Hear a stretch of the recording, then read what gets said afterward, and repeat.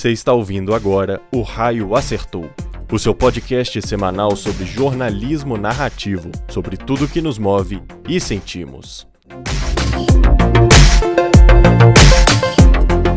Ouça o nosso episódio de hoje e partilhe conosco a sua história também. O Raio Acertou. Em nossa pauta, a principal notícia é você.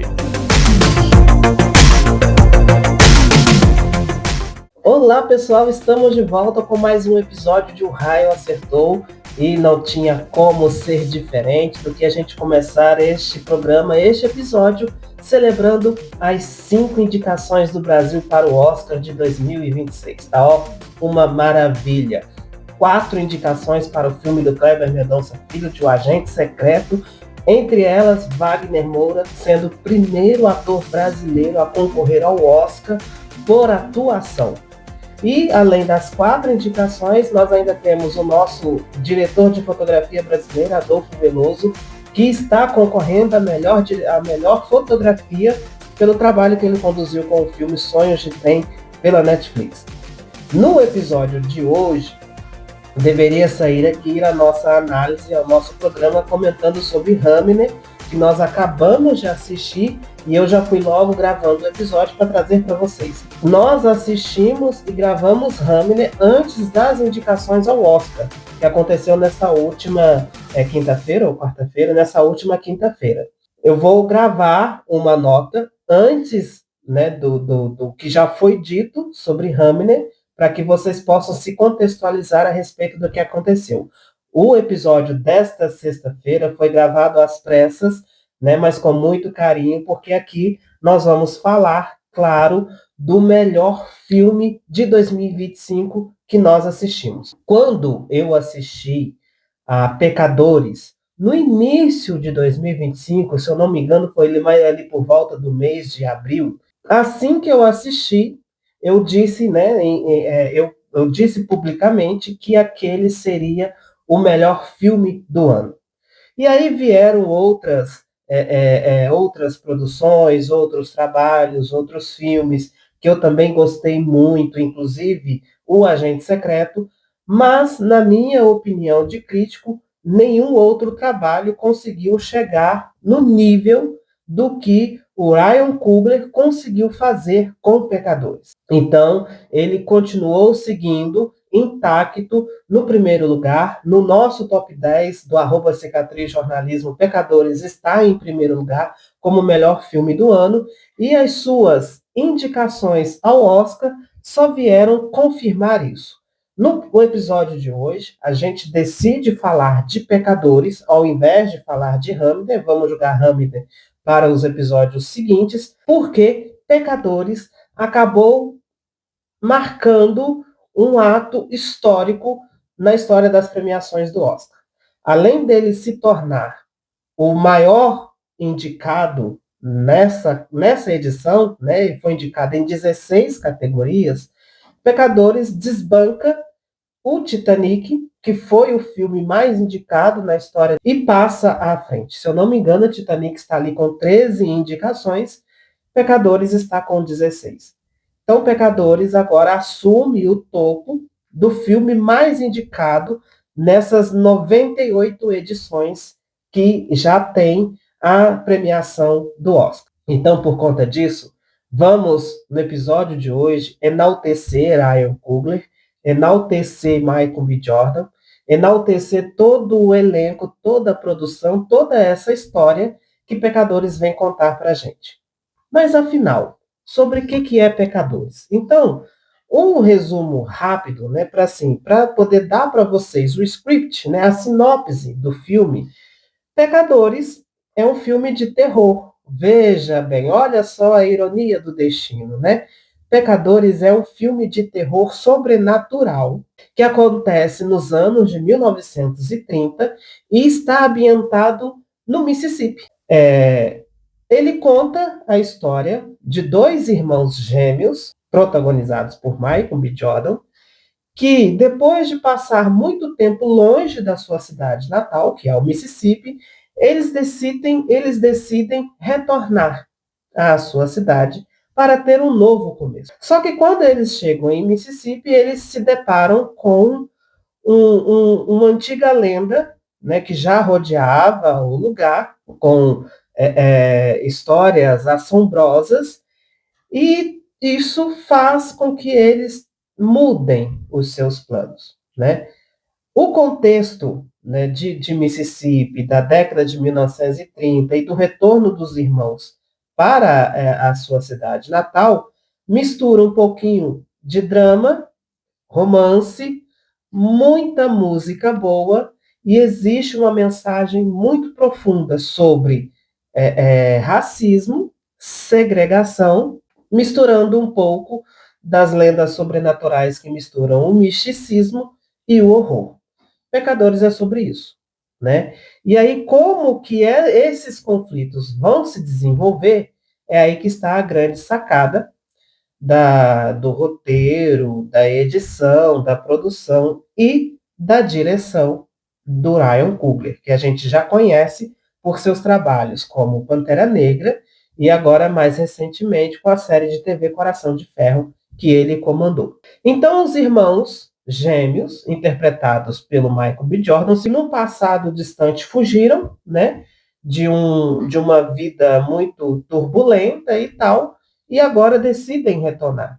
O enredo, sobretudo o enredo musical, é embalado pelo blues, né, o rock blues, ou, né, inclusive, daqui a pouquinho eu vou falar para vocês as categorias que Pecadores está indicado, mas uma delas é sobre em melhor canção original, né, trilha sonora original, né. Mas depois a gente entra nas indicações. É importante aqui agora a gente tentar compreender o sucesso que é Pecadores e por que que ele ganhou e ganha ainda esse destaque, sobretudo nas premiações cinematográficas, né? Lá no nosso site projetocicatriz.com.br, né, já tem, né, desde abril, a nossa opinião, a nossa crítica sobre o filme. E o título está assim: Pecadores foge do padrão e se torna o melhor filme de 2025 até aqui. Isso foi em abril. Se eu fosse escrever isso em dezembro, o título continuaria sendo o mesmo, o melhor filme de 2025, né? E assim, por que foge do padrão? Porque assim, no ano passado nós também tivemos algumas histórias vampirescas, como o remake de Nosferatu, né? Esqueci o nome do diretor agora, eu vou já lembrar. Nosferatu, que foi o primeiro vampiro do cinema da década de 1922, 1920, por aí, né? Que adaptou as páginas literárias do Bram Stoker e se tornou o famoso Conde Drácula da história do entretenimento. Logo depois começaram, né, e agora mais recente, vieram assim as grandes febres dos live actions, né, a Disney lutando, tentando emplacar as suas histórias com novas roupagens, novas versões, mas quando a gente se depara com Ryan Coogler e com Pecadores, a gente vê como que a quebra de padrões, quando ela é bem feita, de forma criativa e respeitosa, ela é bem-vinda para nós, né? Então, só lendo aqui o que está no texto, então ambientado no sul dos Estados Unidos, no Mississippi, na década de 1932, os gêmeos Elias e Elijah, né, que são interpretados pelo incrível Michael B. Jordan, são irmãos e depois de adultos decidem retornar à sua cidade natal a fim de buscar um recomeço para as suas vidas. Ricos, bem-sucedidos, inteligentes, inclusive assim com um espírito comercial, com um espírito criativo muito interessante, muito apurado, né? O Jordan ele consegue mesmo fazendo dois irmãos, duas personalidades, ele consegue separar a personalidade de cada um, né? E com grande espírito de empreendedores, eles inauguram uma nova casa de música ao som do bom e velho rock blues, né? Só que isso eles não sabiam, né? Mas na cidade morava um antigo vampiro, né? O Remick, que está muito bom na atuação do Jack O'Connell, a presença dele altera os planos dos irmãos, né?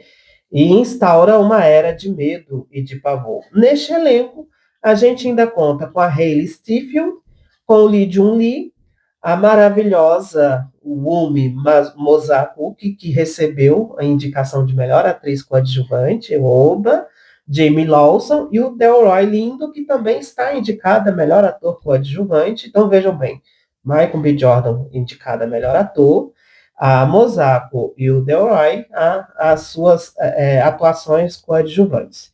E o Miles Keaton, que também está no elenco, e que eu esperava que fosse também emplacar uma indicação, mas não aconteceu. Mas com 16 indicações, né, está muito bem.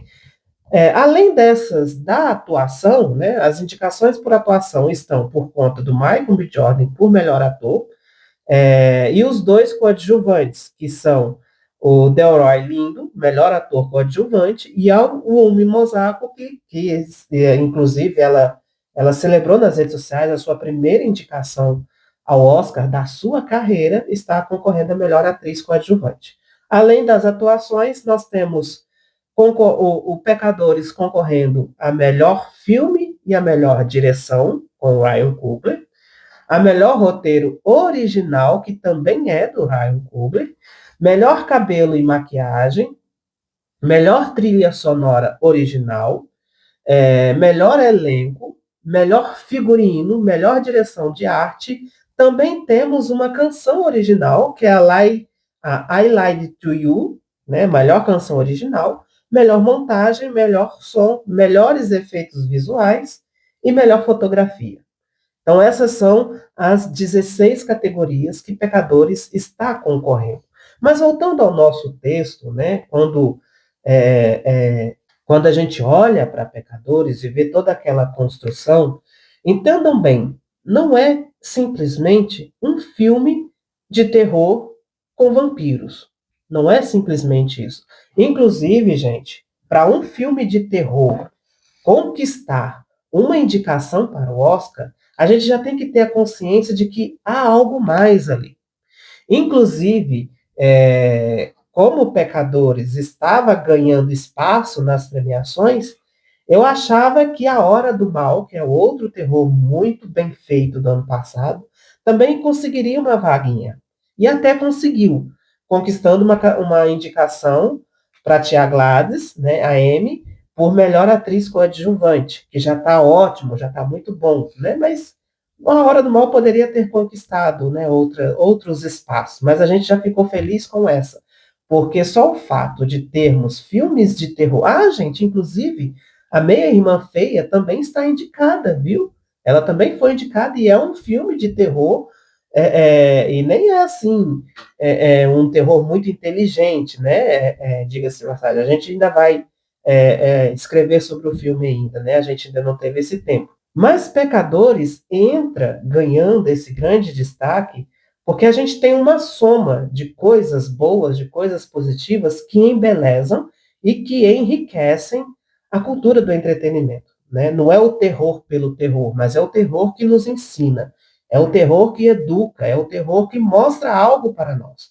Por exemplo, em Pecadores, o próprio título do nome do filme já dá um quê de curiosidade para nós. Por que pecadores? E quem são esses pecadores? Né? Por que houve o erro, o pecado? Né? Pode ter até assim também uma conexão com a religiosidade, né? O pecado, a igreja, a religião, a fé. Né? Então tem que estar tudo isso. Mas o pano de fundo de toda a história que o Kugler constrói está ancorado a respeito do racismo, né, da segregação social que há naquela cidade. A volta dos irmãos Elijah e Elias, a volta dos irmãos Murray, ela balança a comunidade, ela mexe com as pessoas, né? Vê-se ali, por exemplo, quando um dos irmãos se encontra com a personagem da Hayley, a gente vê ali uma tensão social muito profunda, né? Muito grande. E aí a gente acredita, ou pelo menos eu acredito, que o Ryan Coogler ele usa desses elementos do terror sobrenatural e da presença de vampiros para mostrar para nós que o erro, que o pecado não está no fato de acreditarmos ou de nos ancorarmos naquilo que não existe, mas de tentar fazer, mostrar ou tentar dar credibilidade às outras pessoas, dizendo que aquilo que existe de fato, na verdade, é o que não existe. E aí, né, é mais fácil a gente acreditar em vampiros, em elementos sobrenaturais, do que acreditar em racismo, do que acreditar que a segregação existe, do que acreditar que o preconceito existe. Então eu acho que a grande metáfora do filme do Ryan Coogler mora aqui, habita nessa construção social, nessa construção narrativa que ele coloca em Pecadores. Não é à toa que esse filme é nomeado o melhor filme, o melhor trabalho que o cinema já viu em 2025.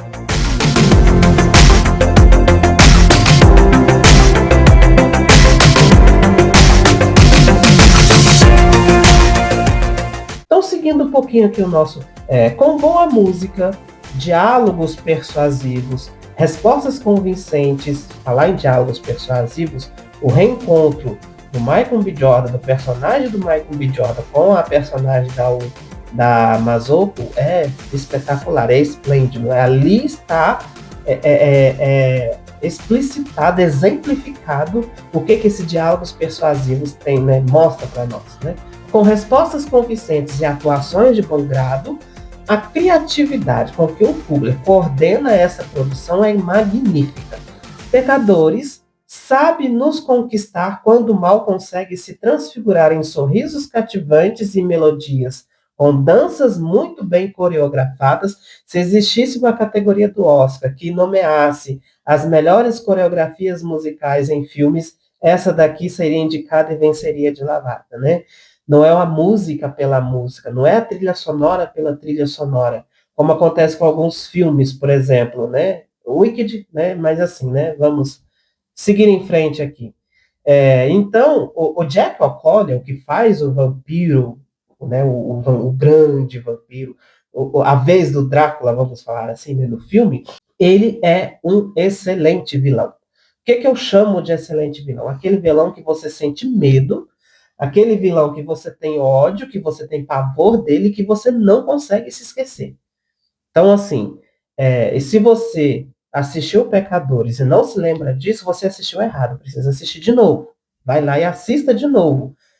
Inclusive, eu não me canso de assistir Pecadores, viu? Eu gosto muito, muito mesmo. Não, então, a atuação do O'Connell, né? Na sua atuação, o mal ri da nossa cara. O mal sorri, ele canta, ele dança, ele toca violão, ele se aproxima com gestos amigáveis. Estão entendendo? Não é o vampiro, não é a pessoa, não é o personagem que faz isso. É a sua áurea, é a sua maldade. É como se o mal ganhasse as suas próprias pernas, a sua própria consciência, né? O que incomoda um pouquinho durante o filme, mas assim, incomoda, mas eu não colocaria como ponto negativo, mas é a ausência de cor, né? Ele é muito saturado, né? Muito escuro. Ô, gente, não é fácil a gente colocar luz e brilho em cenas noturnas. Vocês querem um exemplo bom disso? É a Mulher Rei, com a Viola Davis. Naquele filme, A Mulher Rei, ali você vê quando um cineasta sabe colocar luz e brilho numa noite noturna. Isso faltou um pouco com o Coogler aqui, né? Isso já não me espanta, porque Pantera Negra 1 também sofre com isso, né? O filme acaba não ganhando essa análise negativa, porque as cenas noturnas em Pantera Negra 1 são poucas. Então a gente quase que se esquece, né? A gente quase não se lembra delas, né? Mas aqui em Pecadores, a maior parte do filme é à noite. Então, assim, a ausência de cor, de luz, de brilho, acaba, assim, dificultando um pouquinho a nossa capacidade de gostar da história, né? Então, o que nos incomoda um pouco é a ausência de cor, né? Mas e aí o que salva? É quando as luzes são bem colocadas em lugares estratégicos. Um bom exemplo disso é quando eles estão na casa de shows, que os irmãos, recém-inaugurada pelos irmãos, lá já no ato final, né?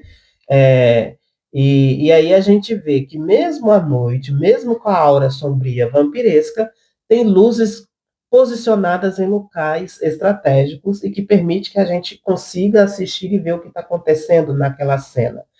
Mas isso não acontece na cena final, anos e anos depois, quando a personagem da Hayley e o personagem do Michael B. Jordan retornam e já encontram, se eu não me engano, o personagem do Keaton já, né, adulto, próximo a entrar na fase idosa, né?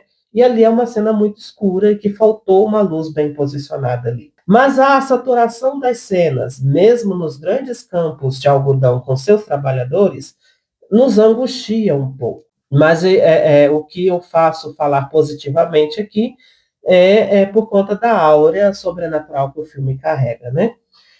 Mas algo que poderia ter contribuído um pouco mais na qualidade da fotografia do Durá, eu não sei pronunciar o sobrenome do Durá, então, né? E isso não impediu que o filme fosse indicado na categoria de melhor fotografia, né? Mas Pecadores me dá licença, porque em melhor fotografia, lógico que eu vou torcer para o Adolfo Veloso, nosso brasileiro, por Sonhos de Trem.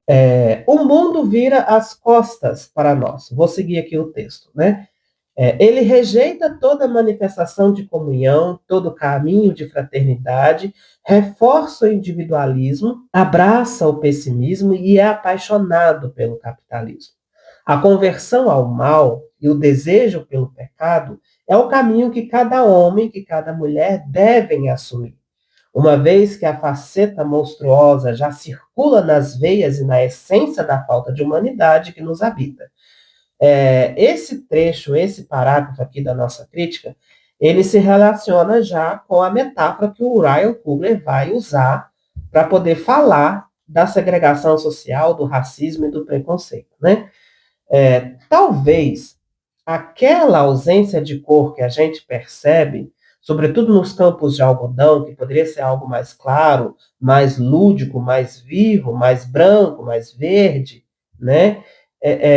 Pode estar no fato, até mesmo no fraco tom de vermelho do sangue, né, nas cenas finais, possa reproduzir e reforçar essa mentalidade doentia do que a ausência de amor e de humanidade provoca em cada um de nós. Então, essa falta de fraternidade, esse individualismo, esse pessimismo, talvez possam estar retratados nessa saturação de cores, né? Nem o vermelho é tão vermelho assim. Abre parênteses. Algo que a gente percebe diferente no filme da Chloe Zhao, que é outra dinâmica. Eu sei que é outra dinâmica, que não merece aqui essa comparação, mas só para falar do tom vermelho vivo que o vestido que a da personagem Jessie Buckley usa, e o vermelho do sangue aqui, né? Que são vermelhos de tons diferentes por conta da maior saturação. O que o Michael B. Jordan tenta transmitir para nós nesse filme é que a narrativa, por salvação, pode se tornar uma força exaustiva e sem respostas positivas, uma vez que não é este o nosso desejo mais profundo. Ou seja, quando a gente está diante de uma história, a gente quer respostas diretas e claras e objetivas. Quando um filme, aqui eu vou usar o filme de exemplo, quando um filme está diante de nós e ele nos deixa mais dúvidas do que respostas, do que clarezas, mais perguntas do que respostas, nos deixa mais incomodados do que acomodados, eu acho que essa é a beleza da arte. Pecadores não te dá respostas claras.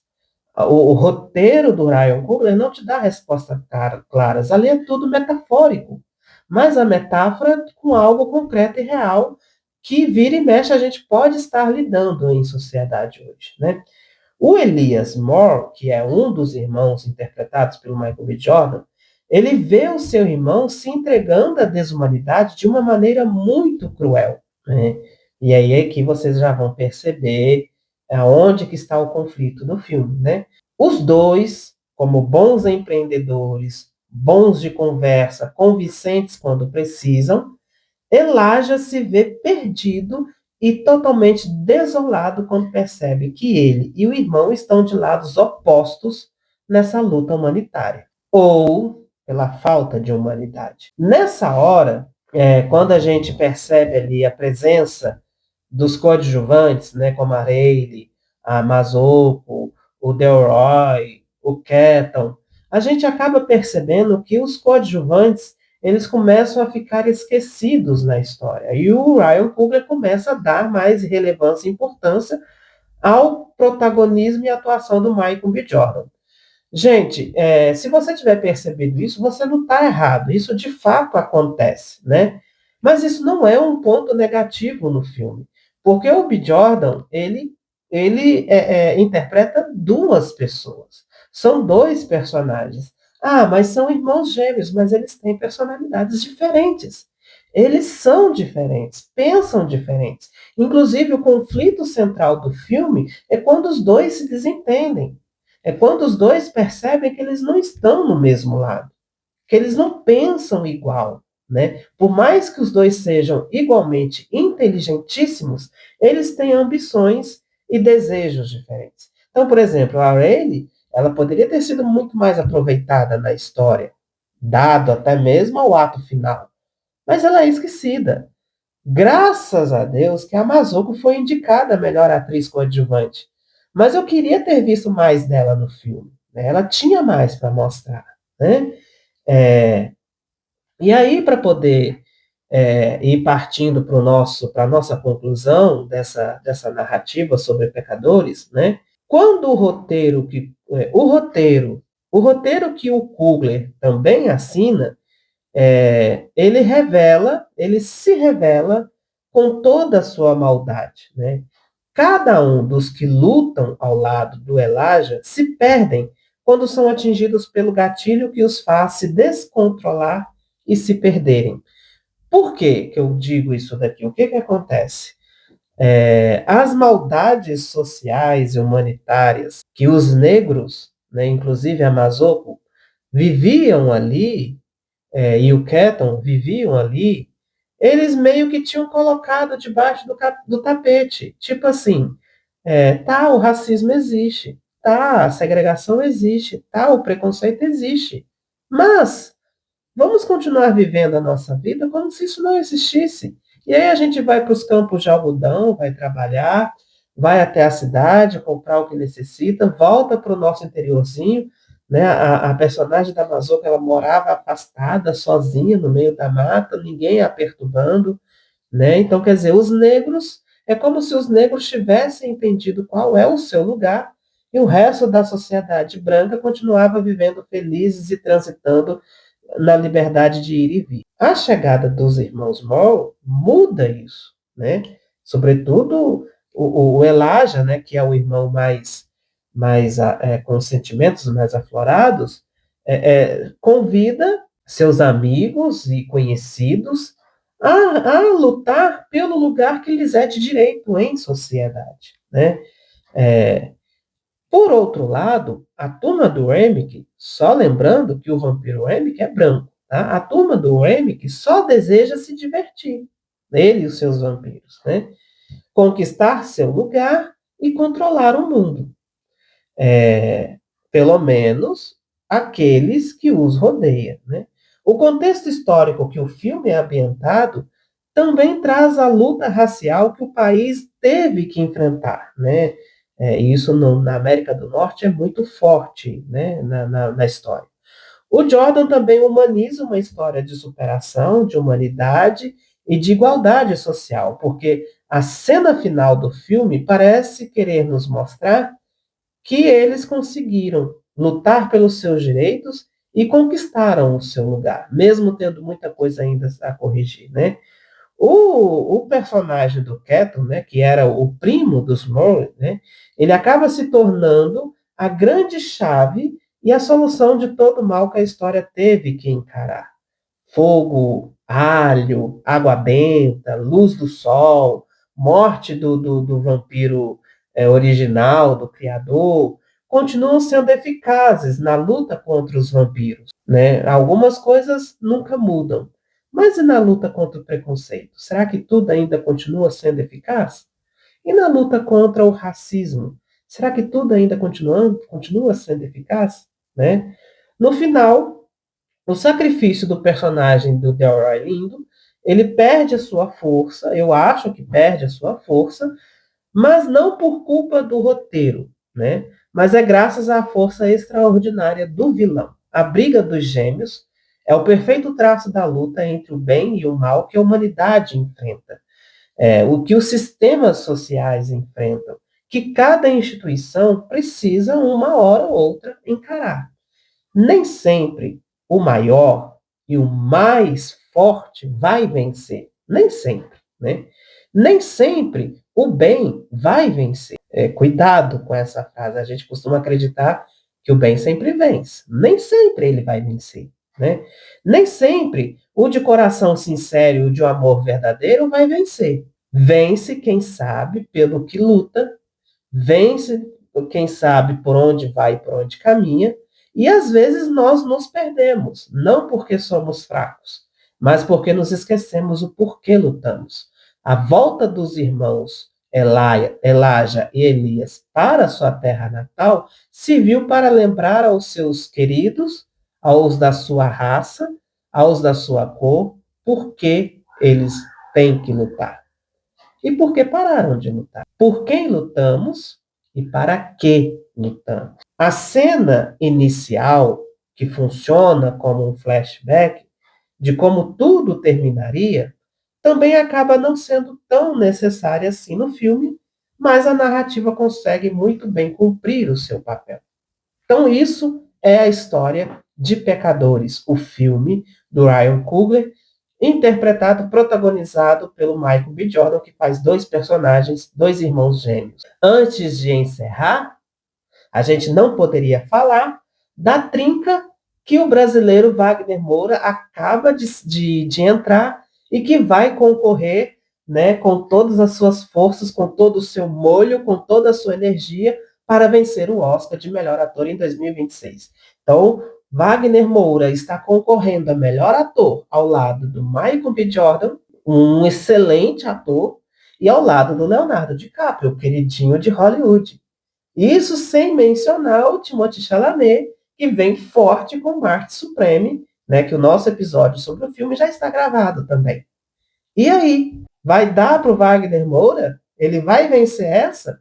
Será que Wagner Moura vai desbancar Leonardo DiCaprio de Hollywood e levar a estatueta de melhor ator para o Brasil, para a nossa casa, trazer para nós? O que eu tenho para dizer para vocês é o seguinte: eu considero Pecadores a melhor obra já feita na história do cinema em 2025. Isso não faz eu acreditar e dizer que o Agente Secreto é um filme ruim. Agente Secreto é ótimo, é um excelente filme. Também está muito forte, muito poderoso nas indicações, nas premiações. Na minha opinião, o queridinho dessa temporada de premiação é Uma Batalha Após a Outra, do Paul Thomas Anderson, protagonizando Leonardo DiCaprio. O Leonardo DiCaprio está no melhor papel da sua carreira. Muito amadurecido, muito forte, né, na atuação, muito dono de si mesmo, com uma consciência adulta muito bem aprimorada, e o seu personagem é muito bom no filme. Então, assim, né, se ele vencer, eu não vou ficar triste, eu vou ficar muito feliz porque a indústria reconheceu o seu valor. Se o Michael B. Jordan ganhar, eu vou soltar fogos de artifício, eu vou soltar foguetes, né? Não, nem preciso dizer porquê. Se o Timothée Chalamet ganhar, eu vou ficar meio assim, tá, que bom, né? Mas é positivo. Ele está muito bem no filme. No filme, ele está ótimo, muito bem. Mas, se o Wagner Moura ganhar, aí sim é festa para o Brasil todo. O Wagner Moura, eu não vou dizer que ele está no melhor papel da sua carreira, porque eu amo ele em outros papéis, né? Mas ele também ele é um ator brasileiro que sabe o que é lutar pela cultura. Ele é um ator brasileiro que sabe o que é ser do Brasil, sabe o que é ser brasileiro, sabe o que é ser natural da Bahia, né? É um homem, é uma figura, é um artista que não vira as costas para as suas raízes, que sabe de onde veio e tem consciência, tem clareza dos seus próximos passos, né? Mesmo sendo pego de surpresa como todos nós somos, quando a pessoa tem uma consciência bem estruturada, bem formada, bem estudada, então ele sabe aonde deve pisar. Então, é merecido a sua indicação para o Oscar, assim como foi merecido ter vencido o Globo de Ouro, e se ele vencer o Oscar de melhor ator, também vai ser muito bem merecido. Então, assim, eu estou muito dividido nessa premiação, mas eu sei para onde está apontando também a minha torcida. Na semana que vem, já tem um episódio gravado sobre Hamnet. Ele foi gravado antes do Oscar, né? Antes das indicações do Oscar. Então, obrigado por ter ficado aqui conosco, ouvindo ou assistindo pelo YouTube sobre o que a gente pensa de Pecadores e como que a gente reagiu às suas 16 indicações para o Oscar deste ano. E semana que vem, sexta-feira, às 11 horas da manhã, a gente terá Hamnet para nos deleitarmos mais um pouquinho a respeito dos indicados para o Oscar. Ouça o podcast O Raio Acertou no Spotify e se inscreva em nosso canal do YouTube para acompanhar os novos episódios toda sexta-feira às 11 horas da manhã. Este podcast tem a produção do Projeto Cicatriz de Jornalismo Narrativo. Siga-nos no Instagram, @cicatrizjornalismo, e acesse projetocicatriz.com.br. Locução e edição de Lucas Krautz, apresentação e roteiro de Dione Afonso. O raio acertou, e ele acerta onde falta humanidade. Em nossa pauta, a principal notícia é você.